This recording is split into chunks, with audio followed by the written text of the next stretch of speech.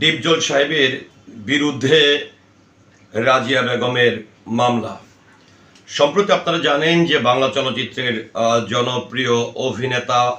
বাংলাদেশ চলচ্চিত্র শিল্পী সমিতির বর্তমান সাধারণ সম্পাদক, চলচ্চিত্র প্রযোজক এবং পরিচালক মনোয়ার হোসেন ডিপজলের বিরুদ্ধে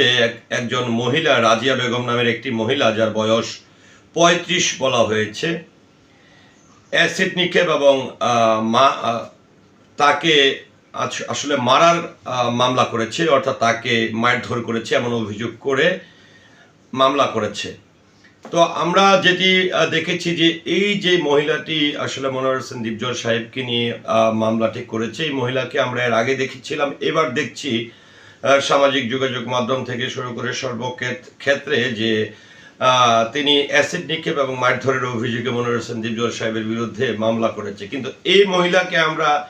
শত শত হাজার হাজার ভিডিওতে দেখেছি যে গত 2024-26 বাংলাদেশ চলচ্চিত্র শিল্পী সমিতির নির্বাচনের আগ থেকে এই মহিলা বিএফডিসির গেটের সামনে এসে দাঁড়িয়ে থাকতেন এবং পুরো শরীর জুড়ে মনোয়ার হোসেন ডিপজল সাহেবের ছবিটা নিয়ে তিনি নিজেকে অনেক বড় একটা ভক্ত হিসাবে দাবি করেছিলেন এবং মনোয়ার হোসেন ডিপজল সাহেবের জন্য তার কান্না, হাহাকার এবং দেখা করার জন্য সে পাগল হয়ে গিয়েছিল। আজকে সেই মহিলা, যেই মহিলাকে একদম উল্লেখ করে বা এই মহিলাকে নিয়ে এত পরিমাণের ভিডিও হয়েছে, এত পরিমাণের সংবাদ প্রকাশ হয়েছে যে মনোয়ার হোসেন ডিপজল সাহেবের পাগলা ভক্ত এই মহিলা।